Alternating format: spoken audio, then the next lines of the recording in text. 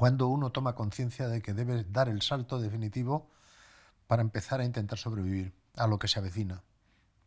Y al final todo eso se deja para el día siguiente y se deja para, bueno, todavía la situación no es tan crítica, bueno, todavía tenemos tiempo. Y esos son de los problemas que hay para enfrentar la situación y dar el salto. Yo lo vivo en propia experiencia porque todavía no he terminado de dar el salto y creo que soy consciente desde hace muchísimos años de que esta sociedad está agotada y que va a haber que cambiar el modelo de vida, pero es muy difícil realmente tomar una decisión de decir rompo con todo lo que era mi mundo habitual y me voy a un sitio donde, sin dejar de ser un ser social y viviendo en comunidad con el resto de la gente, esté en un sitio donde las cosas sean un poco más racionales que en las grandes megaurbes, ¿no? Donde la racionalidad ya brilla por su ausencia, ¿no? Cuanto más grande es la ciudad, más difícil son los movimientos, más complejos, más costosos, tienen un coste tremendo de cualquier tipo. Y entonces, pero son muy atractivas, la gente, atraen mucho a la gente. Entonces, al revés, el flujo sigue siendo todavía de zonas rurales a las grandes macrociudades, cuando desde hace bastante tiempo ya debería ser justo al contrario, debería ser gente desplazándose de las grandes macrociudades, entendiendo que ya no van a ser sostenibles, hacia áreas donde entiendan que pueden sobrevivir un poco más de lo que va a ser el sector que mantiene la vida, que es el sector primario. El sector secundario, que es la industria, pues hombre, mantiene, ayuda con herramientas y demás, ayuda al sector primario a potenciarlo. El sector terciario, que es el de servicios, en algunas cosas siempre es necesario, ¿no? Sobre todo las cosas relacionadas con el arte, pero claro, según entiendas el arte. Pero ese es el que primero se prescinde. Muchas de las conferencias y reuniones que doy, cuando la gente entiende que la situación va mal y que este sistema está agotado, al final todos en el debate me preguntan, mucha gente me pregunta, y bueno, ¿tú qué es lo que harías y tal, ¿no? Entonces es muy difícil dar consejos porque cada uno está en una situación muy peculiar y muy determinada y es muy difícil dar un consejo general a todo el mundo. El único consejo general que yo he dado es, que ya lo habréis visto en muchos sitios y en algunas conferencias que he dicho, que si yo fuera el ángel de Lot en la Biblia y en la audiencia fuera Lot y su familia, yo les diría que salieran corriendo, no de Sodoma y Gomorra, sino salieran corriendo del sector terciario, que es el sector de servicios, que es en el que estáis vosotros los que trabajáis en audiovisuales, por ejemplo, es un sector servicios, puramente servicios, salís corriendo del sector terciario, pasaréis corriendo por el sector secundario, que es el sector industrial, y hasta no llegar al fondo del sector primario, que es el de agrícola y ganadero, no paraseis, y además sin mirar para atrás, no sé, que ni siquiera para hacer las compras en el Corte Inglés de última hora. Eso es lo que suelo decir, ¿no? Pero claro, una cosa es decirlo y otra cosa es hacerlo, claro. Porque cuando tienes el trabajo fijo o un trabajo remunerado en la gran ciudad, el soltar todo eso e ir a una incertidumbre de ir a una vida agrícola sabiendo que en la agricultura el agricultor y el ganadero están muy menospreciados y muy minusvalorados y el valor de su producto, que es el valor realmente que nos da la vida y nos da de comer, está totalmente infravalorado, pues es muy difícil, claro, para la gente el poder tomar ese paso, ¿no? Muy poca gente hay que sea consciente de que cuando tienen que salir de la ciudad posiblemente tengan que ir a una vida mucho más simplificada. Es decir, la vida del campo la puedes hacer todo lo compleja que quieras y puedes exigir, como decía ese informe de informe semanal, ese trabajo de informe semanal, había uno que hablaba de llevar al campo la propuesta 100-30-30, que decía, que era una propuesta tecnológica, decía, todo el mundo en el campo debería tener acceso a 100 megabytes, a 100 megabits de bidireccionales en velocidad, en internet, y tenía que estar a 30 kilómetros de los servicios sociales esenciales, como por ejemplo un hospital o un quirófano o médicos o atención primaria, atención sanitaria, etcétera, y no más de 30 kilómetros de una vía de alta capacidad. La vía del AVE o una autopista o lo que sea y tal. Claro, esto es una forma de intentar llevarse la ciudad al campo también. Pero no están pensando que nadie está pensando en estos momentos que Internet se puede desplomar en cualquier momento. Nadie está pensando en eso. Nadie cree que se vaya a poder desplomar. Porque las consecuencias de que se desplomase Internet hoy día serían tan catastróficas que la gente se niega a examinarlas. Y sin embargo se pueden dar. Se pueden dar. Yo he visto caerse una red de telecomunicaciones. De hecho, hay muchas redes de telecomunicaciones que se caen, ¿no? Venezuela tiene las redes bastante machacadas últimamente. Hay bastantes países que están en una situación ya de país prácticamente colapsado, país machacado, ¿no? Y desestabilizado y con gran sufrimiento humano de la mayor parte de su población. No nos fijamos en ello en Europa porque no estamos todavía en esa situación de desequilibrio, ¿no? Pero hay situaciones muy dramáticas. Y creemos, sin embargo, que a nosotros no nos va a tocar, pero nos puede tocar perfectamente. Es decir, Internet se puede caer, se pueden caer los sistemas telefónicos, puedes no tener acceso a un montón de cosas. Entonces, si se cae el sistema telefónico y el sistema de Internet, hoy día es que no puedes, si yo voy a una oficina bancaria y no funciona Internet, es que no me admiten ni siquiera ingresar 5 euros. No me admiten ingresar 5 euros. Porque la máquina que ingresa automáticamente el billete de 5 euros no funciona si no hay Internet. Entonces están dando por supuesto que todo funciona.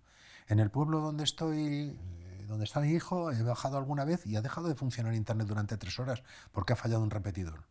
Entonces se bloquea, el supermercado se bloquea, porque nadie puede pagar con tarjetas de crédito.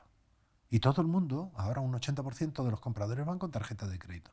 La gente piensa, bueno, pues esto ya vendrán a arreglarlo, se va a reponer en minutos o en horas, ¿no? Como mucho. Y si es una tragedia, bueno, alguno pagará en efectivo y se acabó el problema. Pero ¿y si no viene durante días? ¿Y si no viene Internet? ¿Y si no vuelve durante días o meses o no vuelve nunca?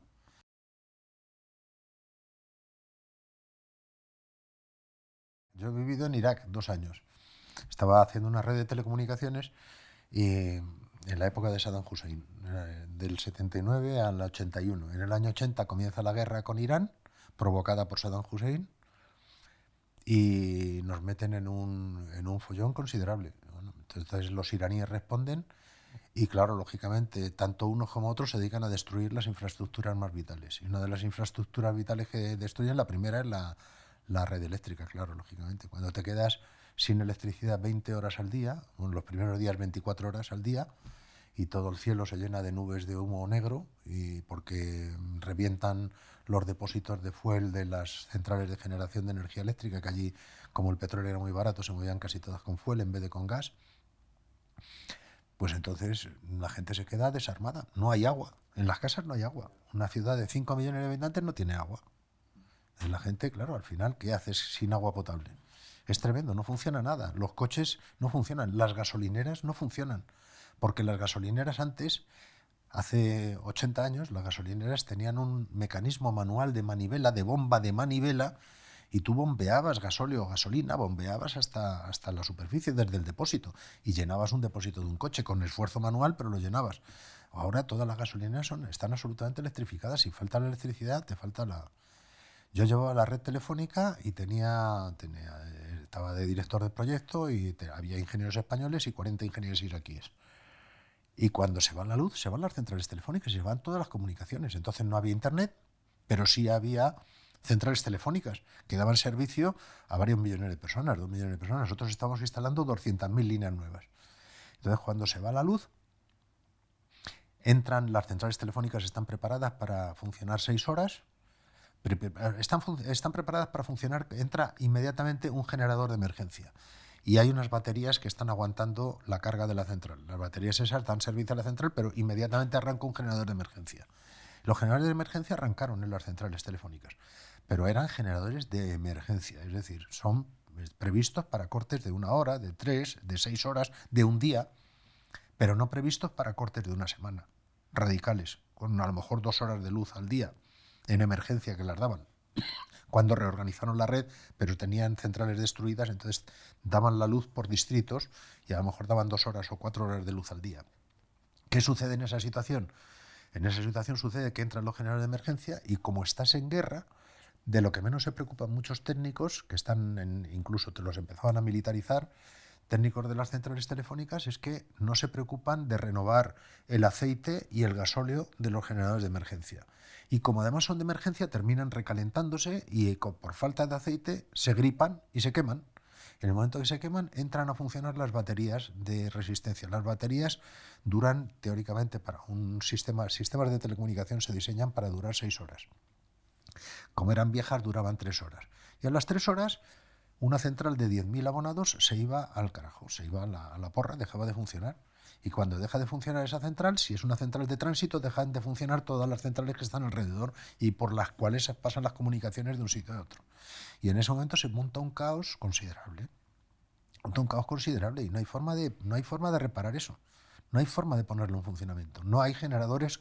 Están los generadores pues para otras cosas, en los hospitales, en los centros militares, que los consideran prioritarios y demás, pero los ciudadanos, el mundo civil se queda desamparado. La gente dice, no puede pasar eso. Sí, puede pasar eso. Y cuando pasa eso, se acabó el trabajo. Cuando pasa eso, estás esperando a que venga la luz las 2 horas que le tocan a tu distrito, cuando dicen que te la van a dar, simplemente para llenar 2 depósitos de 1.000 litros cada uno que tienes en la parte alta de la vivienda, porque allí casi todas las viviendas eran bajas, para llenarlos de agua, para tener agua por gravedad durante el resto del día. Agua racionada por gravedad durante el resto del día. Y dando gracias a Dios de que tenías 2 horas de electricidad para bombear. Los coches empiezan a racionarse. Días pares unas matrículas, los matrículas impares otro día y demás. Entonces, y falla todo. Fallan los sistemas de distribución, falla la cadena del frío. Cuando falla la cadena del frío, en septiembre con 40 grados a la sombra, el 70 o el 80% de los alimentos llegan podridos a los mercados y entonces la gente empieza a pasarlo muy mal. Empiezan a pasarlo muy mal. Y entonces este tipo de cosas la gente dice, no, esto a mí no me va a pasar.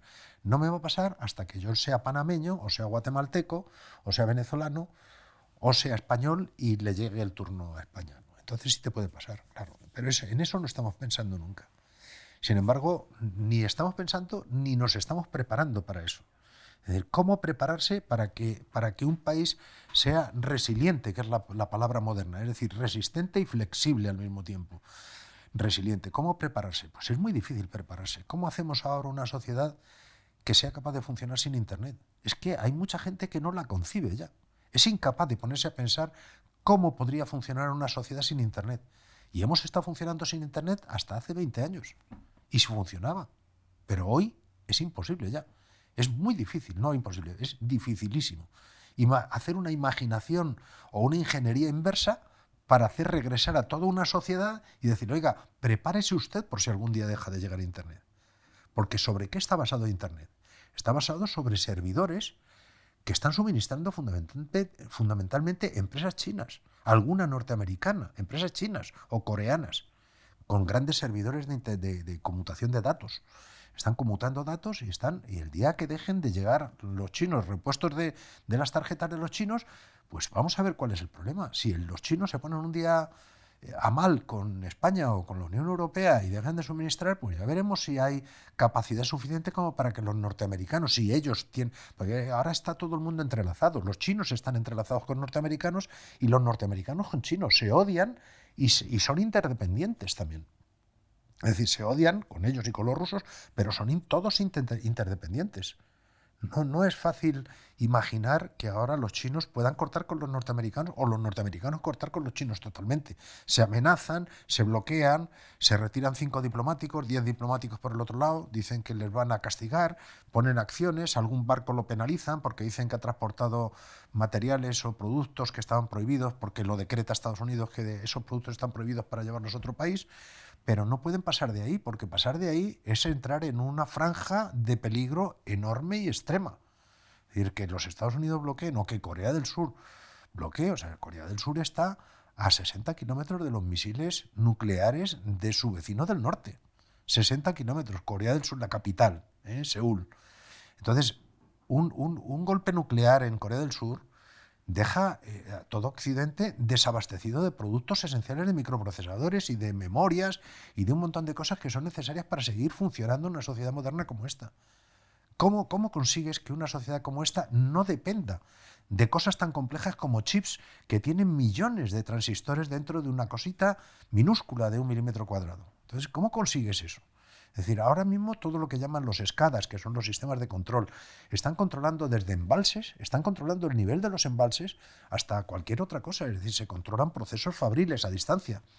Y todo eso está funcionando porque hay electrónica de servicio y porque hay redes de comunicaciones que están dando instrucciones remotas en distancia a todo eso.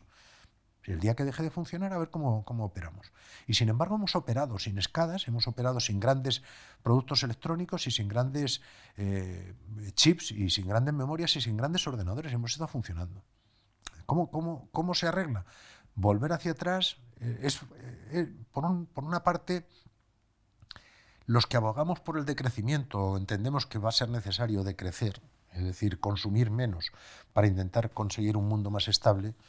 Deberíamos ser conscientes también de la dificultad que entraña, no es tan sencillo, la dificultad que entraña salir de este mundo hipertecnológico y ultracomplicado y hacer un mundo, con el acuerdo de toda la sociedad, un mundo, con el acuerdo mayoritario, inmensamente mayoritario de la sociedad, un mundo mucho más resistente y menos complejo y, por supuesto, menos consumista. Entonces, porque el 98% de la gente no lo aguantaría.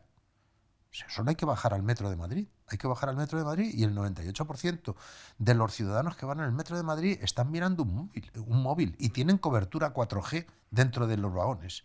Entonces, claro, ahora diles que el viaje en el metro va a ser como hace 20 años. Es decir, mirándose la cara unos a otros, que ya no hay móviles, o leyendo un libro de papel, no viendo un vídeo en el móvil. Díselo, a ver si voluntariamente quieren volver otra vez hacia atrás. Es muy difícil. Y sin embargo, algún día se pueden quedar sin Internet. Para siempre, además. Y estoy hablando ahora solamente de Internet, pero podemos hablar de la energía también. Internet es una cosa que es muy etérea, depende de muchas cosas, depende de que, en primer lugar, de que haya energía. Además, es una pescadilla que se muerde la cola. Es decir, para que funcione Internet tienen que funcionar los grandes centros nodales, tienen que funcionar todas las redes eléctricas, tienen que funcionar los grandes centros nodales y tienen que funcionar todas las estaciones base. Las estaciones base son las que ahora mismo, desde 800 metros de aquí o 1 kilómetro de aquí, está radiando una frecuencia, de la frecuencia del 4G, que son 2 gigahercios, está radiando aquí una señal de forma tal que ustedes pueden ver en el móvil pues un vídeo o pueden hacer lo que sea y tal, ¿no? Entonces esos tienen que estar funcionando y esos tienen servicio para 6 horas. Si se le va la energía eléctrica de la que están conectados a la red, pues tienen baterías para aguantar 6 horas. A partir de ahí ya no hay cobertura, se acabó la cobertura, ya no hay. Y si te llega la fibra óptica y en la central donde está la fibra óptica, que no tiene por qué ser la estación base, no se ha ido la energía, pues todavía puedes tener señal. Pero evidentemente te puede fallar. Y lo curioso es que, además, la pescadilla que se muerde la cola a sí misma es ese doble entronque entre telecomunicaciones y energía. Es decir, si fallan las telecomunicaciones, puede llegar a fallar también la energía, porque la energía hoy está controlada por las telecomunicaciones. Las centrales de producción de energía eléctrica, las centrales nucleares, las centrales térmicas de todo tipo, las hidroeléctricas, incluso las centrales eólicas y las centrales solares fotovoltaicas, las grandes granjas solares fotovoltaicas están absolutamente controladas por electrónica de control muy sofisticada y por sistemas de control. Estoy gestionando una central de 1 megavatio fotovoltaica y tiene 3 sistemas de control, uno de ellos controlado por el operador telefónico, por el operador eléctrico, para poder cortar cuando le venga en gana. A mí me pueden cortar la planta fotovoltaica cuando le venga en gana al productor eléctrico.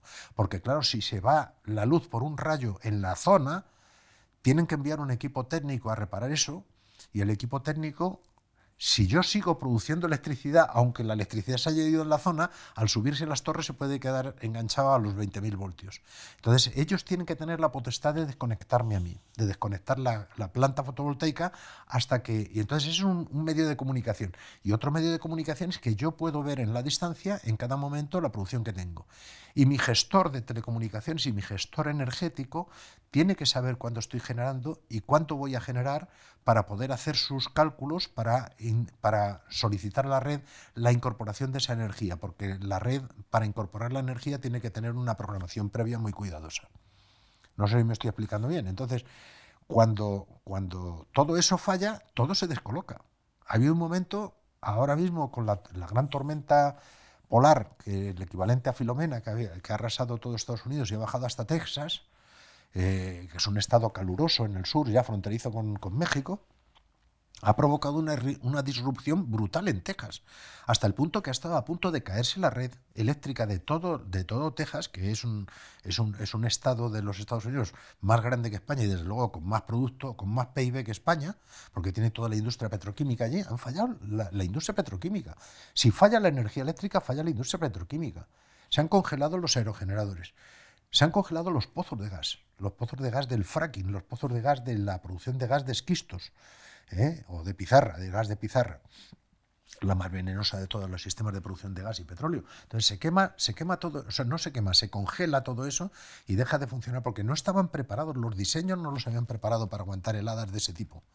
Entonces deja de producir gas y al no producir gas no hay centrales de gas de generación eléctrica quemando gas porque no llega el gas. Entonces hay un problema en un momento determinado, gracias a que hubo partes de las centrales de gas que fallaron, pero otras partes no fallaron, pudieron, cortando suministro a determinadas poblaciones, varios millones de habitantes de Texas, cortándole los suministros, no se les cayó toda la red, pero la red se puede caer completamente.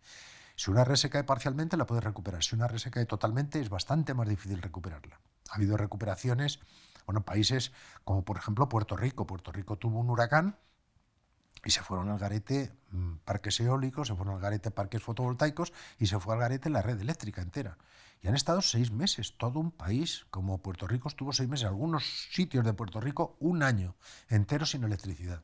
Entonces eso ha provocado muertes que no han sabido ni contabilizar, ha provocado éxodo de puertorriqueños que se han ido al continente, a la parte continental de Estados Unidos, porque ellos se consideran Estados Unidos, pero es una isla, entonces se fueron a la parte continental de Estados Unidos y no han vuelto, está semiabandonado, hay zonas de Puerto Rico semiabandonadas. Eso no nos lo cuenta la industria, no nos lo cuentan generalmente los grandes medios de comunicación, lo cuentan el día que sucede, pero no cuentan la tragedia que hay detrás de todo un sistema decadente que se ha colapsado, se ha ido al garete.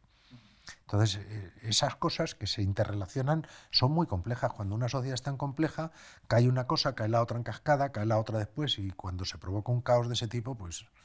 Y ya eso sin hablar de enfrentamientos militares, claro. Cuando hay un enfrentamiento militar, los daños que se pueden producir a las infraestructuras son tremendas.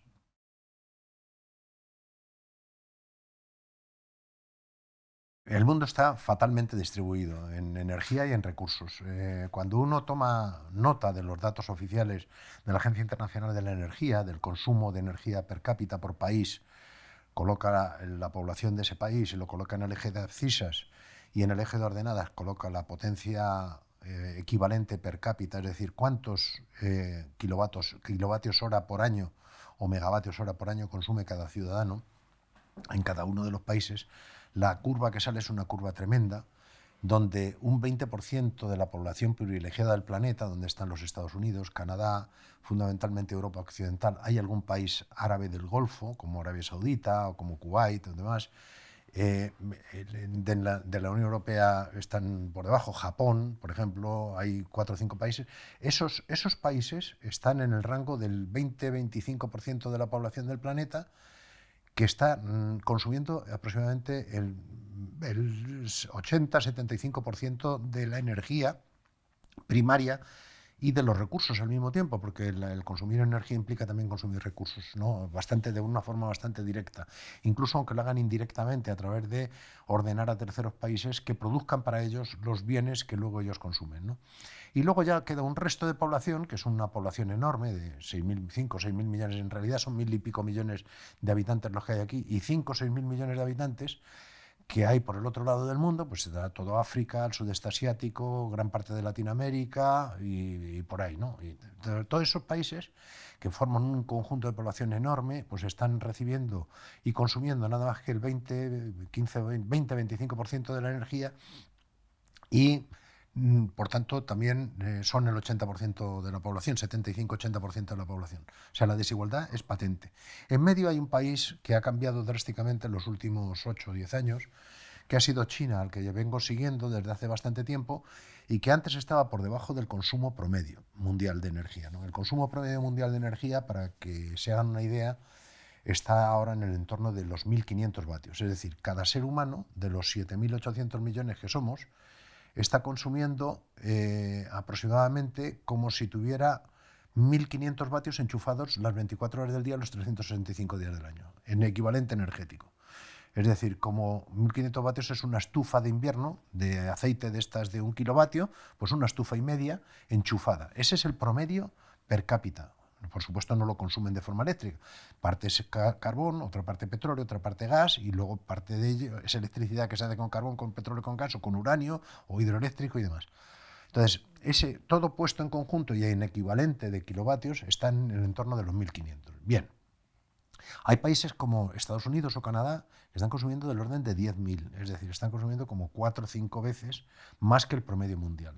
Y otros países, como aproximadamente la mitad de la población del planeta, un poco más, están consumiendo bastante por debajo de esos 1.500. China es un país que estaba hace 10 años por debajo del promedio y ahora está ya subiendo por encima del promedio. Su aumento del consumo ha sido espectacular, pero aún así está consumiendo menos de la mitad de lo que están consumiendo los españoles o de lo que están consumiendo los chinos, o sea, los norteamericanos o los europeos, y los españoles en concreto estamos ligeramente por debajo del promedio europeo. Los europeos estamos aproximadamente en 5.000 vatios, o sea, 5 kilovatios de los 1.500 que hay. China debe andar ahora ya por los 2.000. Nosotros estamos por los 5.000, los norteamericanos en 10.000 vatios. O sea, los norteamericanos son una máquina monstruosa de consumir energía. Es como si tuvieran 100 bombillas de 100 vatios completamente encendidas las 24 horas del día, todos los días del año, encima de la cabeza. Ese es el consumo de un norteamericano equivalente de energía. Entonces, estas desigualdades producen lo que se produce, ¿no? Estos desequilibrios tremendos que generan injusticias, sufrimiento y, en muchos casos, guerras por los recursos y muerte. Es un asunto descabellado y muy difícil de solucionar, porque, claro, cuando tratas de balancear, lo primero que haces es decir, bueno, lo ideal, lo que hacen todos los políticos realmente cuando se ven entre sí y piensan, bueno, vamos a ayudar a este país. O sea, aquí viene el presidente de Guinea Ecuatorial, alguna vez ha venido, no viene mucho, pero alguna vez ha venido, o viene un presidente de un país del tercer mundo, felicita a nuestro rey o al presidente de gobierno, y entonces se dan grandes abrazos, hacen acuerdos comerciales, y entonces el propósito que se publica siempre y se dicta siempre es: vamos a ayudarles a ustedes a crecer, a ser como nosotros, a parecerse a nosotros, a mejorar su nivel de vida. Ese es el propósito oficial. El propósito real, cuando uno ve las estadísticas después de 150 años de revolución industrial, se da cuenta que es mentira, que lo que hay detrás de eso es una gran mentira, es un comercio y una relación comercial desigual e injusta, es decir, en la que siempre ganan los que están en la derecha consumiendo mucho más y pierden los que están en la parte izquierda cediendo recursos naturales, generalmente recursos naturales. Entonces, claro, es una situación tremenda, porque uno dice, ¿dónde acaba esto? Es que va a ser difícil que acabe en algún sitio bueno, porque los que están consumiendo mucho quieren seguir consumiendo más. ¿Sería posible que el mundo, que dijéramos, vamos a ser buenos todos ahora y vamos a hacer que el 70% de la gente que está por debajo del nivel del promedio y tal suba al nivel, por ejemplo, al nivel europeo? Ya no vamos a pensar en el nivel norteamericano. Subir al nivel europeo implicaría multiplicar por 2 el consumo de energía del mundo. Es pura matemática. Cojan ustedes los datos de la Agencia Internacional de la Energía, hagan estos cálculos y verifiquen que es verdad. Verifiquen que es verdad. O sea, 6.000 millones, 5.000 y pico millones de personas. Subir al nivel de vida europeo implicaría duplicar el consumo de energía del mundo. Y subir al nivel de vida americano, al American Way of Life, implicaría multiplicar por 4 el consumo de energía del mundo. Y como no hay esa energía, es imposible. Entonces lo que hay que plantearse es: ¿quieren ustedes un mundo justo? Entonces no aspiren a engañar a la gente del tercer mundo y a decirle, venga usted, vamos a firmar un acuerdo comercial y vamos a ayudarles a ustedes a desarrollarse. No, empiecen justo al revés. Estamos siendo unos derrochadores de mierda, consumiendo cosas que no necesitamos. Vamos a empezar a justificarnos una vida más en armonía con la naturaleza, consumiendo bastante menos. Vamos a dividir nuestro consumo por 4 o por 6 o por 8 incluso, y entonces vamos a ver en qué situación nos quedamos. Y ahí es donde entra el grado de dificultad extremo. Porque claro, decirlo es una cosa, hacerlo es otra cosa muy diferente. Porque claro, cuando empecemos a hacer eso en un sitio como en Noruega, o como en España, o como en el Reino Unido, o como en Alemania, pues va a haber mucha gente que va a decir que no, claro, lógicamente, que no quieren. Y además es que es muy difícil, es decir, que aunque quisieran, es muy difícil volver a una situación de un consumo de 8 veces menor, porque habría que prescindir de muchísimas cosas de las que vive mucha gente, y muy bien. Es decir, si empiezas a decir, bueno, pues me voy a quedar con lo imprescindible. Vamos a mantener la sanidad, vamos a mantener la educación, vamos a mantener la producción de alimentos básicos, y vamos a reducir todo lo demás. Es decir, y vamos a dejarnos de tonterías. Esto de hacer una orquesta sinfónica por comunidad autónoma es una tontería. O sea, vamos a tocar la flauta y la guitarra y se acabó. Y esto es esto de hacer conciertos de 60.000 vatios con 50.000 personas en el Palacio de los Deportes, se ha acabado. Estas son cosas que tienen que darse por acabadas. No hay esa energía, no hay ese lujo, ese derroche para todo eso, en todo el mundo rico. No hay, porque si hacemos eso estamos devorando al planeta. Entonces, cuando la gente... ¿Eso es confinarse? No, eso no es como el COVID. Es decir, usted puede ser muy feliz saliendo a un parque a caminar. Salga al parque a caminar. No le vamos a constreñir las salidas, los viajes, el contacto con la naturaleza, pero no salga con la naturaleza a destrozarla. Es decir, no salga con un quad. Salga usted y pasee con zapatillas, si va a ser posible. Nada de botas de montaña de Decathlon. Salga con zapatillas, si es posible. Y diviértase, joder, que está el campo para divertirse. Y no lo destroce, claro, por supuesto, no lleve plásticos. Es decir, deje de producir plásticos, por ejemplo. Retorne todo lo que tenga que retornar. Claro, decir eso, cada vez que dices una cosa de esas, levantas ampollas. Si tú dices que España debe dejar de producir 3 millones de vehículos, tiene una capacidad industrial y fabril España teórica de 3 millones de vehículos privados al año. 3 millones. Este año va a producir uno y poco más de uno, por la crisis. Producía 2 antes de la crisis del COVID. Producía 2, que ya había entrado en una crisis, con el 2008 había entrado en una crisis y tal, pero la capacidad teórica máxima, antes del desmontaje de alguna planta automotriz, eran 3 millones de vehículos al año. El mundo produce cerca de 80 millones de vehículos al año. Hay 1.200 millones de vehículos privados circulando por el mundo. Esto no puede funcionar. Esto es irracional, totalmente. ¿Cuándo nos vamos a dar cuenta? Claro, si yo digo esto en la SEAT, levanto ampollas. Porque hay miles de personas viviendo bien, con seguros sociales y con no sé qué, y con unos ingresos asegurados a final de mes, aunque ahora estén planteando ERTES y demás, pero hay miles de personas que están viviendo de producir cuanto más mejor. Entonces, cuando les dices a los de SEAT, o les dices a los de Mercedes en no sé dónde, o les dices a los de Fiat en otro sitio, los de Citroën en Vigo, cuando les dices a todos los fabricantes de vehículos automóviles, es que estamos haciendo una locura, es que ustedes están fabricando lo que no es necesario. Se te echan encima los sindicatos y los trabajadores. Pero yo lo entiendo, porque si yo estuviera allí, a lo mejor yo me echaba encima de ellos. Me echaba encima del tipo capullo que me viene a decir que se está acabando mi negocio. Yo lo que quiero es que mi fábrica produzca cada vez más. Entonces, esas contradicciones son las que tenemos que salvar. Es realmente, o sea, nos tenemos que sentar todos, y eso es lo más difícil de todo, y lo más imposible, y lo más de difícil realización. Es decir, sentarnos todos, los 46 millones, o los 20 millones de trabajadores activos, y decir, oye, vamos a ver, vamos a ser serios. O sea, podemos dejar de producir tomates y pan y trigo y podemos hacer no sé qué. No, eso no, joder, porque tenemos que comer.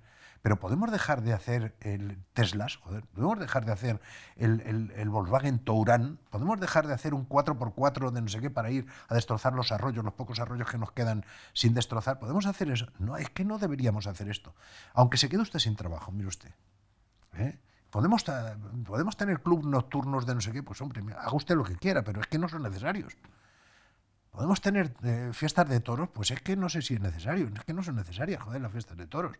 A lo mejor alguno se divierte mucho y necesita las fiestas de toros para sobrevivir, pero yo creo que no son necesarias.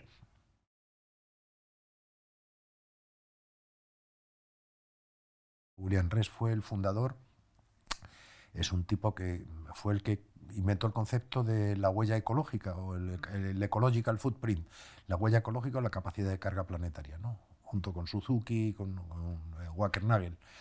Entonces este hombre analizó la huella ecológica y analizando la huella ecológica descubres que la huella ecológica está ya, o sea, la huella ecológica indica la capacidad máxima que tiene el planeta de utilizar recursos que se pueden regenerar sin agotarse a muy largo plazo. Entonces él analizó esa huella y esa huella, si el consumo mundial ahora mismo está en 1.500, pues esa huella estaba en 1.000 aproximadamente, 800, 1.000. Y claro, estamos sobrepasados un 60%. No podemos aspirar a ser todos como los europeos o como los norteamericanos. Tenemos que bajar incluso por debajo del promedio mundial, a nivel mundial promedio. Eso significa colocarse en el nivel de 800 vatios.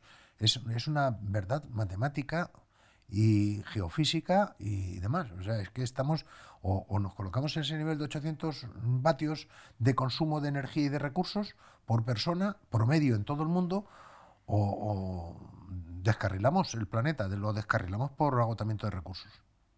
¿Podrías, Pedro, ejemplificarnos un poco estos 800 vatios en un día a día, tal vez? O sea, por Sí, un ejemplo, mundo... 800 vatios que... Sí, O sea, ¿cómo lo el mundo verías? de 800 vatios ¿Tenemos nevera, no es el mundo, nevera? no sé, es el mundo cubano, más bien. Cubano, Es el ¿no? mundo cubano. En algunos casos habrá una nevera muy simple para guardar productos muy esenciales. Bueno, mi madre, en el caso del Caribe, la nevera es un poco más importante. En el caso de España, yo he vivido hasta los 18 años sin nevera. ¿Mm? Hasta los 18 años he vivido sin nevera. Mi madre tenía una fresquera. Hay sitios donde se puede vivir sin nevera. A lo mejor en Andalucía es un poco más difícil, o se puede vivir con menos cosas en la nevera. Depende. Pues por ejemplo, mi hija o yo ahora mismo tengo un frigorífico muy grande, pero tenemos productos para comprar una vez a la semana. Entonces lo que hacía mi madre era, cuando no lo tenía, iba a comprar todos los días. Mi madre iba a comprar todos los días a la tienda. Entonces no necesitaba nevera. Y luego lo que tenía para almacenar un poco más de tiempo lo tenía en un sitio donde no daba nunca el sol y donde estaba ventilado al aire y donde tenía una rejilla metálica para que los mosquitos y las moscas no entraran en la comida. Y eso era lo único que tenía. Entonces se puede sobrevivir con eso, sí. Es incómodo, muy incomodísimo. Sobre todo cuando vienes de tener un frigorífico de Frost con 3 estrellas y A punto plus plus de consumo. Es decir, o plus plus plus, porque ya hay A plus plus plus. Entonces, cuando tienes una plus plus plus, dices, qué poco consumo. No, mire usted con una plus plus plus está consumiendo 500 vatios hora por día. 500 vatios hora por día, pues es aproximadamente 2 veces el metabolismo humano. Son 2 seres humanos. Entonces, claro, dicen, es que consumo muy poco, pero es que a lo mejor no hay que consumir eso, ¿no? Y desde luego lo que no hay que consumir es adaptarse un poco más al nivel de las gallinas, es decir, en invierno dormir más horas, en verano dormir menos horas, acompañarse con la luz del sol, dejarse de las tonterías estas del cambio horario, acompañarse de la luz del sol, salir más a la calle, encontrarse más en la calle, menos televisión, menos internet, menos ordenadores, menos chismes conectados, cargadores de móviles en los enchufes, menos ascensores, menos de todo, claro, menos de todo. Entonces, claro, cuando estás en ese mundo, un mundo de 800 vatios, es un mundo posible en dignidad, pero no es un mundo posible, por ejemplo, en Hong Kong. Hong Kong con 800 vatios se derrumba. Hong Kong o Nueva York. Nueva York. ¿Cómo va a funcionar el Empire State Building o los edificios que han construido ahora para reemplazar a las Torres Gemelas que se cayeron? Son pisos de 80, 100 metros de altura, 100 pisos de altura y necesitan ascensores ultra rápidos para subir allí gastando un montón de energía. ¿Quién ha construido esas monstruosidades en vertical? ¿Cómo hacemos los mundos en vertical? Claro, es que eso son cosas que no entran en la cabeza. Así no se puede llegar a los 800 vatios. Entonces, si alguien me dice, oiga, ¿y cómo llegamos a los 800 vatios? Sálgase de Madrid. En Madrid es muy difícil llegar a los 800 vatios. Pase por la Castellana y ya verá cómo son los edificios. Es imposible. O la Avenida Gracia en Barcelona y tal, no sé qué. Es imposible, claro. Y eso que Barcelona tiene menos alturas que Madrid. Pero bueno, tiene también alturas considerables, ¿no? O las torres que están haciendo, la torre en Sevilla que está machacando no sé qué, la torre de Madrid aquí que está detrás de la Puerta de Alcalá, la otra no sé qué. En Barcelona tenéis un hotel en forma de vela gigantesco también, entonces eso necesita unos consumos brutales de aire acondicionado. Los hospitales ahora mismo son mecanismos de consumir energía por un tubo. Mi primo tenía un problema de hemofilia y estaba en lo que hoy es el Museo Reina Sofía, entonces en un hospital. Y fue ingresado con una operación simple de apendicitis, estuvo a punto de morir sangrado porque entonces había peor tratamiento para la hemofilia. Recuerdo haber ido a verle de niño y eran habitaciones, o sea, salas corridas, como el Hospital Zendal ahora, el Hospital Isabel Zendal, eran salas corridas, pero no por golfería de voy a hacer un hospital y me voy a marcar los tantos, sino porque es que los enfermos estaban en salas corridas separadas por unas cortinillas y demás, y se acabó. Y además las ventanas se abrían y se ventilaba. Recuerdo que había monjitas cuidando a los enfermos, y entonces se abrían las ventanas para ventilar. Hoy pídele a un hospital moderno que abra las ventanas, claro, le llamarían loco, dirían, usted está loco, joder. Aparte de eso, quien atocha es que nos morimos de contaminación. Entonces, claro, ¿dónde está el punto de equilibrio? Es muy difícil pensar en un punto de equilibrio. La sanidad se puede hacer con mucho menos. Sanidad importante se puede hacer con mucho menos energía. Pero claro, no voy a ser yo el que empiece a decir que hay que empezar a recortar en sanidad. Entonces hay que recortar muchísimas otras cosas. Pero, por ejemplo, si yo comparo la sanidad española, que es costosísima, agradezco muchísimo que haya una sanidad costosísima. Y me duele mucho que haya recortes en sanidad antes de haberlos en otros sitios. Me duele muchísimo. Pero la sanidad es costosísima. Es un derroche. Estamos haciendo trasplantes y somos los reyes de los trasplantes del mundo y estamos orgullosísimos. Un trasplante requiere a lo mejor 16 médicos, un helicóptero para llevar el órgano de un sitio a otro, no sé qué, unas cámaras especiales, cirugía por todos los lados y tal, no sé qué, para salvar 800 vidas al año. ¿Cuál es el coste de salvar 800? El coste real de salvar 800 vidas al año. Con ese coste, ¿cuántas vidas se pueden salvar? Dándole aspirinas o analgésicos o antitérmicos o vacunando a niños en África. Se pueden salvar a lo mejor millones de vidas, en vez de 800 trasplantes de alta calidad aquí. Entonces, ¿por qué optamos? ¿Por qué optamos? Los que estamos en España dicen, no, déjense de rollos. A mí síganme trasplantando cuando lo necesite, joder. ¿Qué coño es eso y tal? Pero claro, China optó, la muy criticada China de Mao, optó por un ejemplo que yo viví al poco tiempo poco después de la Revolución Cultural.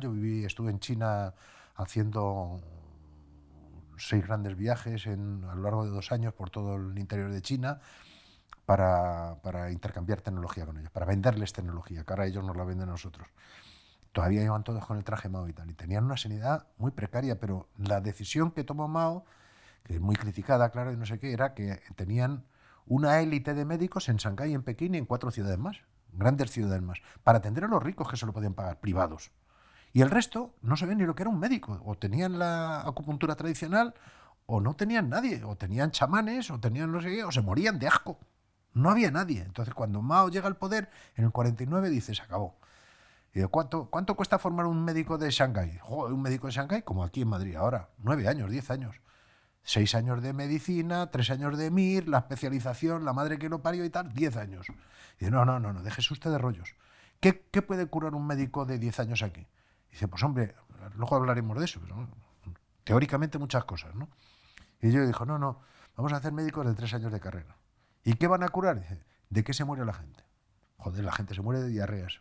La gente se muere por una muela infectada. La gente se muere por no sé qué, por una apendicitis que no se va a operar. ¿Hace falta gran cirugía para operar una apendicitis? ¿Hace falta gran cirugía para extraer una muela con un alicate? Joder, ¿hace falta gran cirugía para no sé qué? No, pues vamos a hacer médicos de pies descalzos. Pero vamos a hacer millones de médicos de pies descalzos. Sacaron millones de médicos de pies descalzos. La sanidad y la esperanza de vida en China aumentó de una forma brutal, cosa que no quiere reconocer Occidente.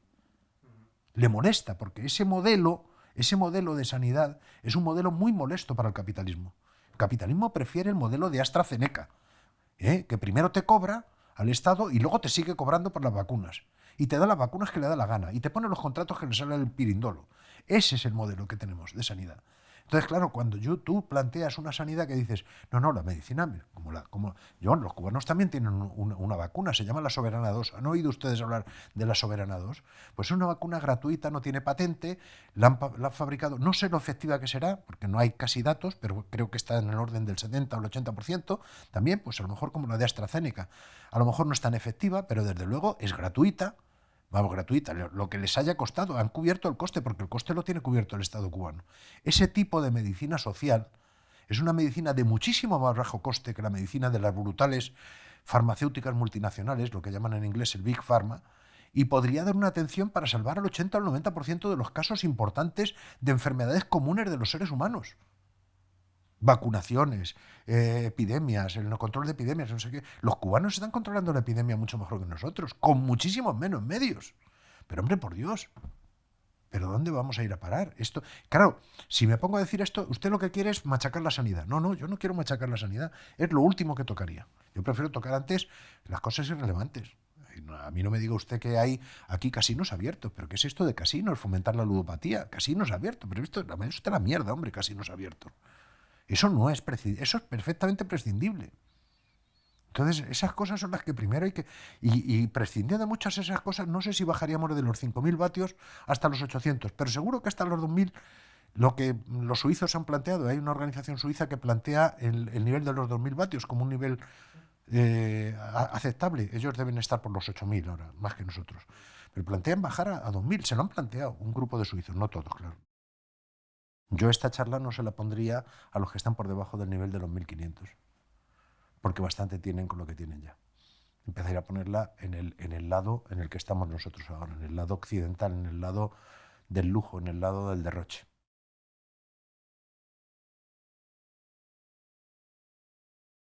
El mundo está consumiendo hoy 14.500 millones de toneladas de petróleo equivalente al año. 14.000 millones para 7.800 millones de personas, pues está aproximadamente unos 1.500, 1.700 kilos de petróleo equivalente al año, por persona. Y el pobre niño de Uganda o de Burundi a lo mejor no ve ni 50. Pero hay otros que a lo mejor en vez de 1.700 estamos consumiendo 15.000 o algunos norteamericanos están consumiendo 20.000 equivalentes, ¿no? Claro, consumir 20 toneladas de petróleo equivalente al año en petróleo, en gas, en carbón, en electricidad y en un montón de cosas, es mucho consumir, ¿no? Cuando se junta todo ese consumo y se proporcionaliza, porque hay muchas veces que no somos conscientes de la energía que consumimos. Dicen, no, si yo en mi casa consumo poco.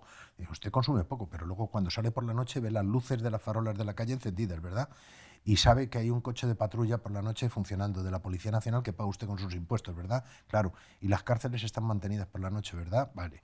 Y el supermercado tiene las luces encendidas para que usted se cebe y compre, vale. Entonces todo eso es consumo. Entonces eso se lo vamos a atribuir proporcionalmente a cada uno de los ciudadanos. Bueno, pues estamos consumiendo 1.700 en promedio, 1.700. Nosotros estaremos consumiendo, como decía, pues del orden puesto en kilovatios, eran 5 kilovatios, pues en toneladas de petróleo equivalente a lo mejor estamos por los 5 toneladas de petróleo equivalente. Entonces, cuando consumimos 14.800 hay que pensar que el 80% aproximadamente, en grandes cifras, se consume de forma no eléctrica. Y solamente el 20% es un consumo eléctrico, del cual, a su vez, aproximadamente el 80% se genera esa electricidad generada con combustibles fósiles o nucleares, que también son dañinos. Y solamente un 15 o un 20% o un 10% es hidroeléctrica, eólica, la hidroeléctrica la mayor parte todavía, eólica y solar fotovoltaica. Entonces, cuando está la hidroeléctrica y la solar, pues están consumiendo una pequeñísima parte. Ahora estamos consumiendo aproximadamente el 2 o el 3% como mucho de toda la energía que consume la población del planeta es de origen llamado renovable, que luego veremos que no es tan renovable como puede parecer. Es decir, eólica, solar e hidráulica. La hidráulica no se puede extender mucho más. Nosotros en nuestro país tenemos ya las cuencas de los grandes ríos ocupadas de cola a cabeza de pantano. Cuando acaba la cola de uno empieza la cabeza del otro y así sucesivamente donde se pueden hacer pantanos. Entonces está ya ocupado al máximo. Se puede aumentar alguna presa, algún embalse menor en algún sitio, pero también anegando más valles fértiles de los que ya hay anegados y se puede terminar destruyendo, pero no puede subir mucho más de lo que sube ya. No hay mucha más contribución. En el mundo le pasa lo mismo. Ya hay grandes presas como la de Tres Gargantas o la de Itaipú en Brasil que ya no pueden construir mucho más. Ya hemos ocupado bastantes valles fértiles como para seguir aumentando la hidroeléctrica. Y luego dice, bueno, la eólica y la fotovoltaica. Bueno, la eólica y la fotovoltaica sabemos ya que no van a dar de sí. Y además es que no son renovables, no nos engañemos. Están hablando de que son renovables y verdes, es mentira. No se renuevan. A los 20 o 25 años hay que tirarlas a la basura porque están desgastadas, corroídas, están usadas, han caído, caen los equipos auxiliares, cae todo, hay que renovarlas. Yo tengo ya una experiencia considerable, primero desde los equipos de telecomunicación. Yo he instalado sistemas llamados renovables, sean eólicos o sean solares fotovoltaicos, desde hace ya 30 años, cuando la electricidad fotovoltaica y las placas fotovoltaicas costaban un dineral. Y había sitios en las montañas apartadas de Colombia o en Haití donde a veces era, desde el punto de vista económico, rentable instalar energía fotovoltaica en determinados lugares porque un repetidor de televisión o un repetidor de sistemas de comunicaciones en una montaña alejada en medio de la selva costaba más llevar una línea de alta tensión hasta allí para alimentarlo que colocar un dispositivo por muy cara que fuera la fotovoltaica. Y funciona. Para esos usos funciona bien. Yo tengo una casa que funciona con energía fotovoltaica en el pueblo, bueno, o mi hijo más bien, y yo le he ayudado con eso y tal, funciona con él. Pero es un privilegiado, mi hijo es un privilegiado, no todo el mundo puede permitirse eso. Y eso para una casa, pero para una casa con un consumo mínimo y con no sé qué, pero no se puede. Una sociedad que consume 14.500 millones de toneladas y el 80% es no eléctrico, no se puede hacer de la noche a la mañana sin reducir drásticamente el consumo, todo con energías renovables. Porque yo con energías renovables que solo producen electricidad no puedo mover la aviación mundial. La aviación mundial es una cantidad de carga brutal. O sea, hay 50 y tantos mil aviones comerciales disponibles y bueno, hay veces que vuelan 100 y pico mil, hay 100 y pico mil vuelos en un día. Entonces, de aviones comerciales con un promedio de 100 pasajeros. Hay días contabilizados en los que ha habido más gente en el aire que la población de Shanghái, que son de 20 millones de personas. Más de 20 millones de personas han estado en el aire en un día en algún momento determinado. Entonces esto con electricidad no se va a hacer. Desengañemos, no se va a hacer con electricidad. Los barcos como el que está encallado en el canal de Suez están circulando por todo el mundo. Que me diga alguien de dónde sale un barco eléctrico de ese tipo. Si es que no puede haber barcos eléctricos. O vamos a hacer todos los barcos nucleares, con un reactor nuclear dentro de los barcos. Los pesqueros también, los de Santoña, que están allí, que salen a la anchoa, los vamos a hacer con un reactor nuclear. Claro, es que están con diésel, pero es que cuando van al Mar del Norte no pueden ir con energía solar. Tienen que ir con algo que sea una energía muy concentrada para que les quepan los depósitos y poder ir al Mar del Norte, estar faenando una semana y volver. No nos engañemos, no se puede. La flota mercante, la flota pesquera, el transporte terrestre de alta capacidad, las Fuerzas Armadas. ¿Alguien se imagina las Fuerzas Armadas diciendo, ahora voy a tener un tanque Abrams pero eléctrico? A ver, no se lo creen ni ellos. O un F-16 eléctrico. Pero ¿de qué estamos hablando, hombre? Es que son cosas que no tienen sentido. O voy a hacer un misil eléctrico. No está a la porra, hombre. Lo más eléctrico que es un torpedo. Ese sí, porque como va por debajo del agua no puede tener, pero claro, tiene un alcance de 2 kilómetros. Y luego ya revienta. Entonces, claro, dices, ¿qué es lo que puedes hacer? Pues hay muchas cosas que no puedes hacer. Los transportes por carretera, dicen, no, es que Tesla va a sacar el camión, no sé qué. Pero Tesla lleva prometiendo que saca el camión, el Tesla Semi lleva prometiendo que saca desde el 2017 o no sé cuántos ya. Y es mentira, no lo saca, porque la relación tara-carga de un vehículo que tiene que llevar unas baterías monstruosas para tener la misma autonomía que el diésel, pues se degrada. Si yo ahora cojo un camión normal en la calle, asómense y miren un camión normal en la calle. Y vean, tara, 1, carga, 2. O sea, esa es la relación de un camión de diésel, de fuel oil. Tara, 1, o sea, todo lo que pesa el vehículo es 1 y todo lo que puedo cargar es 2. Bueno, pues es un nivel de eficiencia relativamente bajo, pero cargo 2 por cada uno que tengo de peso muerto. Y encima lo muevo y me dura 800 kilómetros la carga del depósito que tengo abajo. Bueno, pues cuando quiero hacer eso con electricidad y un motor eléctrico y quiero llevar carga 2, tengo que poner 2 de batería o 2,5 de batería y encima no tengo 800 kilómetros, tengo 500 y a los 6 años tengo que tirar las baterías a la basura. Entonces, hombre, por Dios, un poquito de sentido común. Es un poquito de sentido común lo que hace falta. Por ahí no vamos a ir. Y haciendo el hidrógeno verde tampoco, porque para hacer el hidrógeno estamos haciendo una verdadera barbaridad. Dice, ¿qué es el hidrógeno verde? Porque hay hidrógeno, claro, ahora el hidrógeno... El 95% del hidrógeno sale del metano, que es el gas natural, es decir, es un combustible fósil. Se producen 70 millones de toneladas de hidrógeno al año. Y de esos 70 millones, el 95% sale de partir el metano. El metano es una molécula que tiene la fórmula CH4, tiene un átomo de carbono y 4 de hidrógeno, se parte con un sistema que se llama steam reforming en inglés, que es reformado por vapor, se mete en unas presiones, unas temperaturas, se parte la molécula y se saca el carbono por un lado y los 4 átomos de hidrógeno por otro.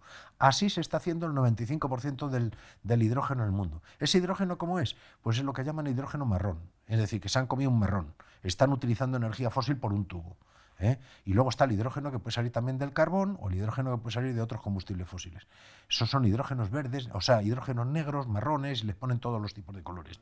Y luego dice, no, pero podemos hacer el hidrógeno azul y el hidrógeno verde. ¿Cuál es el azul? Dice, el azul es el que hacemos con el metano, porque saben que hacer con el metano es lo que menos cuesta, dentro de lo que cuesta. Dice, pero luego nos garantizamos que todo el carbón que se genera, todo el CO2 que se genera, lo vamos a secuestrar, lo cual es una falacia, porque secuestrar CO2 es horrorosamente caro, pero no solamente desde el punto de vista económico, sino desde el punto de vista energético. Hay que consumir mucha energía también. No se va a hacer nunca a la escala que se tiene que hacer. Pero bueno, ya hablan de... Entonces hacemos hidrógeno verde. ¿Y qué es el hidrógeno verde? Pues hacemos el hidrógeno por electrólisis, cogemos la molécula de agua, que es H2O, la partimos por el método de electrólisis, metemos los electrodos, sacamos por un lado hidrógeno y por el otro lado 2 de oxígeno, H2O, no, 2 de hidrógeno y 1 de oxígeno. Entonces sacamos el hidrógeno, sacamos los átomos de hidrógeno y los ponemos ahí. ¿Pero qué pasa con el hidrógeno?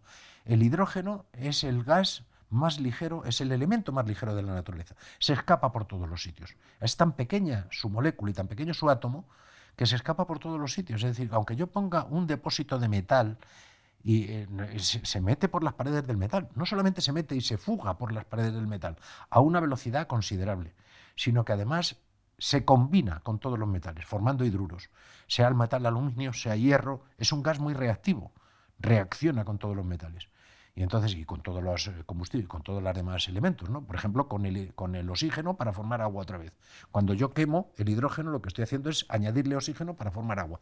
Por eso los ecologistas de pro presumen tanto de que cuando yo hago un aparato que quema hidrógeno, que por el tubo escape sale agua. Hombre, pues eso es una especie de consuelo del pobre, ¿no? Consuelo del pobre, porque sí, efectivamente sale agua, pero la energía que usted ha gastado para separar antes el hidrógeno, que no está libre en la naturaleza, es mucho mayor que la que obtiene cuando quema el hidrógeno y lo combina con el oxígeno. Eso es lo que hay que tener en cuenta. Entonces, el hidrógeno, cuando es volátil, se nos va. Yo lleno un depósito de gasóleo o de gasolina en un coche, me voy de vacaciones, dejo el coche en el garaje y cuando vuelvo está el 99,9% del combustible está ahí. Yo me voy, lleno un coche de hidrógeno a una presión de 750 atmósferas, para que tenga volumen de energético suficiente, que tenga una capacidad energética suficiente, porque si lo pongo en una atmósfera, tengo para calentar 2 cerillas, o sea, el equivalente a 5 cerillas, pues entonces lo pongo a 700 atmósferas para que haya mucho más hidrógeno, y a esa presión, la fuerza que ejerce el hidrógeno dentro del depósito metálico, por mucho que ponga unos aislantes interiores y demás y tal, la fuerza que ejerce ahí tal, cuando me voy de vacaciones y vuelvo al mes, si es que tuviera un mes de vacaciones, que hoy ya casi nadie tiene un mes, cuando vuelvo se ha ido el 30% del gas al cabo de un mes, o el 40%. ¿Cómo voy a hacer la logística cuando ustedes van al puerto de Cartagena o al puerto ahí en Puerto Llano o a Tarragona, donde hay refinerías, o a Cádiz y tal, donde hay refinerías? ¿Han visto los tanques de petróleo y los tanques de gas que hay? Enormes. ¿Cuánto está ahí el petróleo y el gas para hacer la logística de distribución de todo un país? Puede estar meses, no pasa nada. El gas se pierde un poco más, el gas natural se pierde a un ritmo entre 5 y 10 veces menor que el hidrógeno. Pero se pierde también, el petróleo menos. Pero también algo se pierde y algo se degrada también, pero menos. Entonces, la logística gigantesca de almacenamiento gigantesco de la energía que se necesita en forma de combustible fósil en todos esos grandes depósitos para hacer una distribución racional y que todo el mundo esté abastecido como hoy estamos acostumbrados, se puede hacer con fósiles. Pero con el hidrógeno no, porque es que a los 5 años le doy una toba al depósito de Cádiz o al depósito de Tarragona y si ha tenido hidrógeno se me cae abajo, porque está corroído por lo que llaman en inglés embrittlement, es decir, es una especie de... se forma un hidruro y debilita el metal y lo termina corroyendo. Entonces, ¿cómo van a resolver eso? ¿Qué vamos a hacer ahora? ¿Gasoductos de hidrógeno por todo el país para transportar el hidrógeno? Si los gasoductos tampoco funcionan, los gasoductos normales de gas natural sí hay, por todo el país hay transporte de gasoductos, llegan los buques tanques licuados de Qatar, o llegan de Argelia, o llegan por gasoductos desde Argelia, hay 2 gasoductos que llegan a España desde Argelia, entran en la red de gasoductos españoles, se dividen y van a todos los países, a todas las provincias donde sea necesario, donde estén. Pero con el hidrógeno no se puede hacer eso con las juntas de soldadura que tienen los gasoductos de gas natural. No aguantan el hidrógeno, es decir, están hechas de una forma... Hay que hacer una tirada de gasoductos nuevos para el hidrógeno que van a tener una soldadura diferente a la del metano, a la del gas natural, pero al mismo tiempo, aunque tengan lo que tengan, a la presión a la que hay que transportarla a los 5, 6, 8 años, aparte de que se les va muchísimo en un transporte largo, se les va muchísimo a la atmósfera, a los 6 u 8 años hay que tirar la red y hacerla de nuevo otra vez, porque está corroída, está embrittlement, está erosionada y demás, y hecha hidruros, convertida en hidruros. Entonces, claro, que nos estén vendiendo el bálsamo de Fierabras del hidrógeno verde es un poco vergonzante, porque los ingenieros lo saben, los políticos lo saben, los que están redactando en estos momentos la ley de cambio climático y transición energética lo saben. Entonces, ¿por qué coño están dando dinero y miles de millones a grandes empresas multinacionales españolas para que presenten proyectos ridículos de hidrógeno verde? De que yo ahora voy a hacer una factoría de hidrógeno y voy a exportar hidrógeno. ¿Pero dónde van ustedes, hombre? ¿Dónde van ustedes? Si ustedes lo saben, tienen científicos que lo saben. Si es que esto es de física de bachillerato, ni siquiera de universidad. Es que ustedes tienen obligación de saberlo y de no engañarse y de no dar gratuitamente miles de millones a otros que luego ya veremos si lo van a utilizar en hacer el hidrógeno o lo van a utilizar para tapar otras vergüenzas. Ya está bien, hombre, de este cosa. Ya aquí me he desatado ya del todo. Con esto ya termino en algún chiringuito Yo no sé si queréis que os diga más, porque el coche eléctrico es otra falacia también. El coche Bueno, si eléctrico, queréis a cargarte el coche eléctrico, de verdad. el coche eléctrico es la releche Luego ya. lo cortamos todo, quedará bien. Sí, Sí, sí. sí, sí. El coche eléctrico, pues es otra cosa, claro. Ahora llegan y dicen, no, es que los Teslas y tal. Sí, claro, los Teslas. Bueno, hay 7 millones de coches eléctricos en el mundo y 1.200 millones de coches circulando. 80 millones de coches como producía 70 y tantos. Ahora con la crisis a lo mejor bajan a 70 o 60 y tantos. Pero normalmente la capacidad fabril del mundo es 80 millones de vehículos al año privados. 80 millones de vehículos privados. Entonces ahora resulta que, claro, perdón, con un depósito de 50 litros o 60 litros de combustible fósil, que es energéticamente muy denso, me hago entre 800 y 1.000 kilómetros. Tengo de autonomía. Con una batería de 500 kilos de un vehículo de Tesla, que es el de los que tienen más autonomía, 500, 600, 600 y pico kilos de batería, me hago 380 kilómetros. Tesla dice que 400. Vale, muy bien. Nos están mintiendo como cosacos. Yo hago 400 kilómetros de autonomía, tengo 400 kilómetros con 500 kilos de batería, que ya tiene una tara monstruosa para la carga que puede hacer. Me hago 480 kilómetros, dicen, vale, con un jockey de conductor, sin aire acondicionado, sin calefacción, en una pista plana, bien asfaltada y teniendo las pruebas y a velocidad constante. Entonces ahora coja, meta a la suegra, meta al suegro también, meta a los niños, el patinete detrás, las maletas, ponga el aire acondicionado en verano en agosto y sale por la carretera de Valencia a ver si llega a los 480 kilómetros. Y cuando esté a 220 kilómetros y vea que la aguja se le pone jodida, vaya a buscar un punto de repuesto, que si lo encuentra a 50 kilómetros ya va a llegar aquí. Va a llegar aquí. Porque en la carretera nacional hay gasolineras a cada 20, a cada 15 kilómetros. Electrolineras hay una a lo mejor cada 150 kilómetros. Y si llega usted a la gasolinera y tiene un punto de enganche y hay 3 coches esperando, ya se queda allí todo el resto del día y hace noche, ¿no? Se busca un hotelito cerca para hacer noche y hacer cola para luego recargar, con una recarga rápida. Y si hace una recarga ultra rápida, se va a cargar la batería mucho antes, porque las recargas rápidas cargan las baterías, se cepillan las baterías mucho antes. He hecho un simulacro de una batería ultra rápida, de una recarga ultra rápida, de una batería de un Tesla, y es que son matemáticas elementales de nuevo. La gente no piensa en eso. No, es que ahora van a recargar en 15 minutos.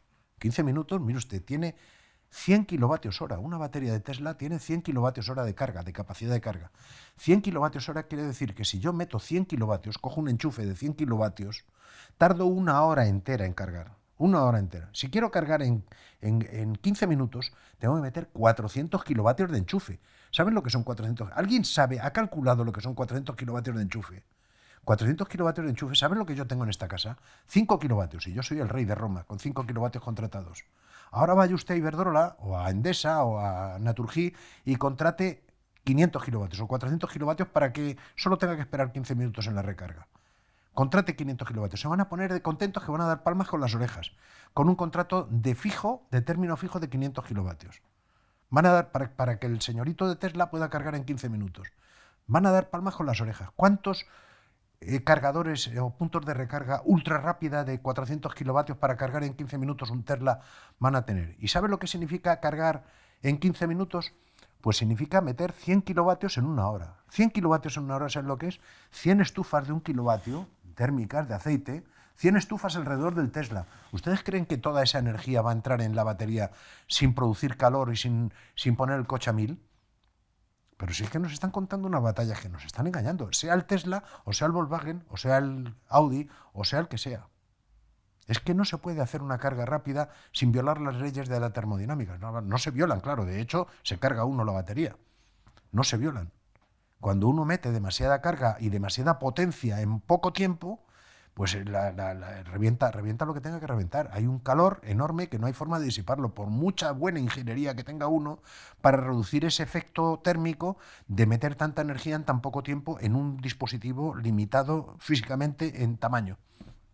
Es imposible, no se va a poder hacer.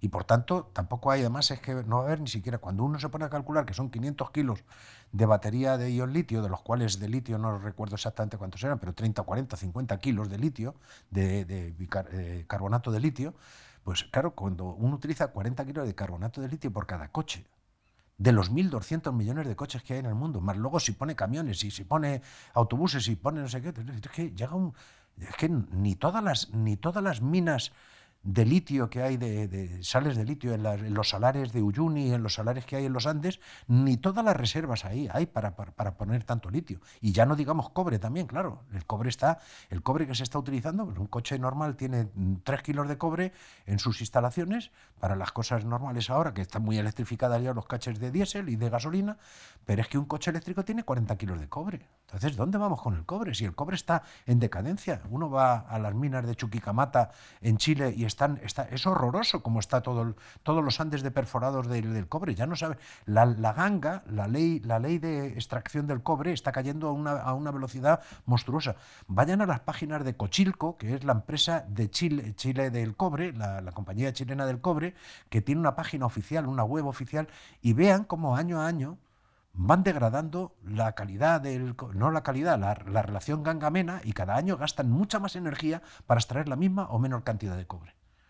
¿Por qué? Pues porque las minas ya han llegado a un extremo donde la parte más rica de la ganga, de la relación de ganga-mena, está agotada, y entonces ahora tienen que ir a extracciones monstruosas con unos camiones y unas grúas gigantescas y unas palas extractoras gigantescas para sacar la misma cantidad de cobre. Entonces, claro, llega un momento en que ya no hay, si es que es un desierto, si es que están llevándose todo el agua, están desalando agua del Pacífico y subiéndola a 3.000 metros de altura para utilizarla para hacer el leaching, para hacer el lavado de los minerales de cobre y todo eso. Pero ya está bien, hombre, de tanta tontería. Todo eso para que un señorito llegue y se gaste 30.000 euros, es el coche más barato que hay ahora, 28 o 30.000 euros, es el coche más barato que hay de eso, hasta 100.000 euros, claro, entre 30 y 100.000 euros. Pero ¿quién se puede pagar un coche entre 30 y 100.000 euros? Pero ya está bien, hombre, ya está bien. Yo no me puedo pagar un coche de 30.000 euros. Ni de 30.000, no, quiero decir ya de 100.000, claro. Yo no me lo puedo pagar.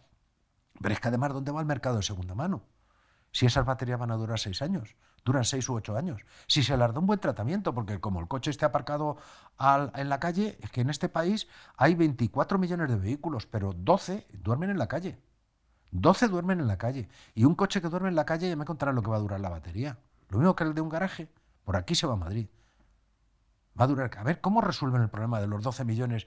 Vamos a poner puntos de recarga en todo Móstoles, en Getafe, en Leganés, en Alcorcón, donde la inmensa mayor parte de la gente pone el coche a dormir en la calle, un Martorell o en no sé dónde, donde la gente está durmiendo con el coche en la calle. Ponemos un poste cada 3 metros para los coches, o cada 5, para que los coches recarguen por la noche. Pero hombre, ya está bien. Y luego, ¿qué cable llevamos? Un cable así de gordo, de cobre, por el subsuelo. Levantamos todas las calles otra vez para llevar un cobre y llevamos un poste de energía eléctrica gigante de media tensión para alimentar toda esa calle por la noche. Para que la gente que no tiene tal, no sé qué, al más pobre, al que no tiene garaje, le va a salir el cargador mucho más caro. ¿Quién lo paga? ¿Los ayuntamientos o quién lo paga? Claro. ¿Quién le paga a un señor de Móstoles que no tiene, o de Fuenlabrada, de Alcorcón, o de Getafe, o de Leganés, o de donde sea, que no tiene garaje? ¿Quién le paga el punto de recarga en la calle? ¿O esto va a ser un juego de señoritos? Nada más que los señoritos que tienen garaje van a poder tener coche eléctrico. ¿Quién se lo paga por la noche para repostar? ¿O va a repostar en una electrolinera? ¿Va a haber muchas electrolineras? ¿Saben lo que significa un 31 de agosto volviendo desde la costa hasta Madrid, o por la AP7 hacia Barcelona? La vuelta esa. ¿Cuántos coches hay en una gasolinera normal? Y meten 800 kilómetros de autonomía en 3 minutos con una manguera. 800 kilómetros de autonomía en 3 minutos. Cuando tengan que meter 300 kilómetros de autonomía en una hora, ya me contarán cómo van a estar las colas de las electrolineras el 31 de agosto, cuando vuelva todo el mundo a casa de vacaciones. ¿Pero esto qué es? ¿Pero por qué no piensan en eso, hombre? Es que hay cosas que a mí me llaman la atención, me llaman muchísimo la atención. No tienen sentido común. Es que no, hay cosas que violan todo el más mínimo sentido común. Y dice, bueno, pero ¿por qué se meten en estos dibujos ahora?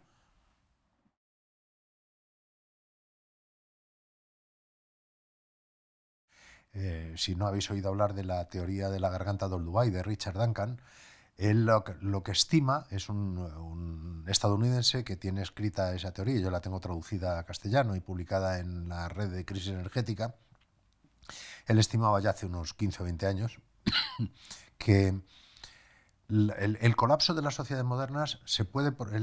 uno de los primeros síntomas es que se caiga la red eléctrica. Es decir, si la red eléctrica se cae de forma permanente, amigo, estamos ante una situación muy grave.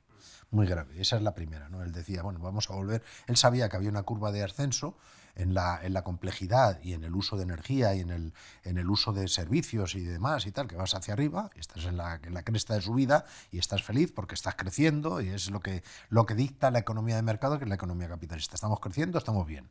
Bueno, llega un momento, aunque estés desbordando el planeta y sepas que estás echando basura por todo el mundo y asfixiando los océanos y demás, pero mientras estés creciendo estás bien, según el capitalismo. Pero Richard Duncan decía que llega un momento en que vamos a caer. No lo dice Richard Duncan, lo dicen los geólogos.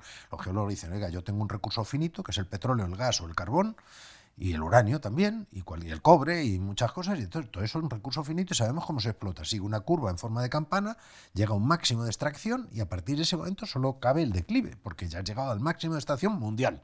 Pero tú puedes llegar al máximo de extracción en una mina y empieza a decaer, pero tienes otras minas en otros sitios y sigue subiendo, la producción mundial sigue subiendo. Pero el sumatorio de minas y de yacimientos individuales genera una curva mundial. Y esa curva también tiene un límite y tiene una caída. Lo saben los geólogos, lo saben los físicos y lo saben los políticos si lo quisieran saber. ¿Cuándo se produce eso? Pues los geólogos como Colin Campbell y Jean Lagerrer dijeron el petróleo barato en el 2010. Eso lo dijeron en el 98.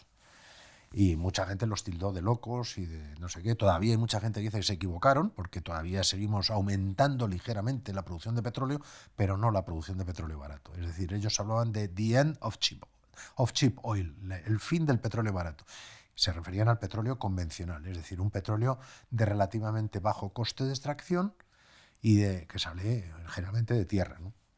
Bueno, hay otros mecanismos de explotación del petróleo que son el petróleo que sale de aguas profundas o ultraprofundas, de más de 500 metros de lecho marino, el petróleo polar, que sale de explotaciones por encima del círculo polar ártico, el petróleo de esquistos, por ejemplo, el petróleo, el gas de esquistos, y hay muchos otros. Gracias a esos petróleos no convencionales que cada vez nos cuesta más extraer y por tanto nos dejan menos rendimiento neto, porque al tener que gastar más energía en extraerlos nos dejan menos rendimiento neto, gracias a eso nominalmente estamos subiendo todavía en capacidad más allá del 2010 que vaticinaron Colin Campbell y Jean Lagerrer. Pero no de petróleo convencional. El petróleo convencional llegó al límite y está en estos momentos declinando ligeramente ya y de forma posiblemente irreversible. Y el otro también va a caer, también, incluyendo todos los petróleos no convencionales, incluyendo los combustibles que salen de hacer biomasa. Por ejemplo, los combustibles que salen de tipo diésel, que salen de los productos oleaginosos como la soja y demás, o que hacen lo que llaman el biodiesel o el etanol, que es lo que llaman el equivalente a la gasolina, que sale de productos como el maíz y demás, ¿no? El maíz, trigo, cereales o cualquier otro producto que pueda producir etanol. Entonces, todo eso está conformando un problema geológico de disponibilidad de energía, y hay algunos que entendemos que el día que falta la energía en una sociedad, no que falta en un 100%, si falta en un 100% el colapso es evidente, pero también puede haber un colapso en el momento en el que todo el mundo sabe que a partir del momento X en el que se produce Y, cantidad de millones de barriles diarios o cantidad de miles de millones de metros cúbicos de gas o de millones de toneladas de carbón, a partir del momento en el que hay el declive, alguien se va a quedar sin lo que tenía antes. Alguien se va a quedar. Ese alguien es el primero que entra en colapso. Y ya hay varios países que han entrado en colapso. Lo que pasa es que a nosotros no nos ha importado porque no hemos sido nosotros. Pero Libia entra en colapso, Venezuela entra en colapso, Siria está en colapso. Hay muchos países cada vez más que entran en colapso. Y otros que no se mencionan en África están en colapso. Entonces, ¿cuándo entras en colapso? Si te refieres o si nos queremos referir a cuándo vamos a entrar en colapso los españoles o los europeos, pues es muy difícil de predecir porque vamos a intentar ser los últimos. No vamos a poder evitar entrar como han entrado ya otros, pero sí vamos a intentar ser los últimos a base de despojar todavía más a los demás, que es el mecanismo habitual y tradicional del capitalismo. Es decir, yo voy a mantener mi nivel de vida aunque tenga que explotar más que nunca las minas de uranio de Níger para que las centrales nucleares francesas sigan funcionando. Entonces voy a explotarles más que nunca y al que se rebele lo voy a llamar terrorista y lo voy a fundir los plomos. Es así de claro. O me interesa el petróleo de Libia. pues hasta luego, señor Gaddafi, usted ya no pinta nada aquí, esto es para nosotros a partir de ahora, ¿no? Y entonces a Gaddafi se le llama terrorista y se le liquida. Y si se puede liquidar vilmente para que la gente aprenda y tome la lección y Maduro vaya poniendo las barbas a remojar, pues se le liquida. Y ya está. Y así van uno detrás de otro. Y cuando llegan a Irán, pues han llegado a un hueso un poco más duro de roer. Y va a ser difícil. A Irak lo hicieron con Saddam Hussein. Saddam Hussein se les puso bravo y quiso hacer una serie de cambios y tal, y quería el petróleo, que la última gota de petróleo quería que fuese para Irak, y al final lo que pasó es que se lo cepillaron claramente, porque era un terrorista, claro, decían que era un terrorista que tenía armas de destrucción masiva. Entonces, han ido cayendo. ¿Cuándo caeremos los demás? Es muy difícil predecir. ¿En qué forma lo caeremos? No lo sabemos porque vamos a ir tratando de resistirnos, pero con una degradación del nivel de vida social cada vez mayor en general. Aquí hemos tenido una degradación este último año con el motivo del COVID, pues ha caído posiblemente el PIB un 10%. No sé si se atreven todavía a echar los números del año 2020, pero vamos, aproximadamente un 10 o un 12% habrá caído el PIB.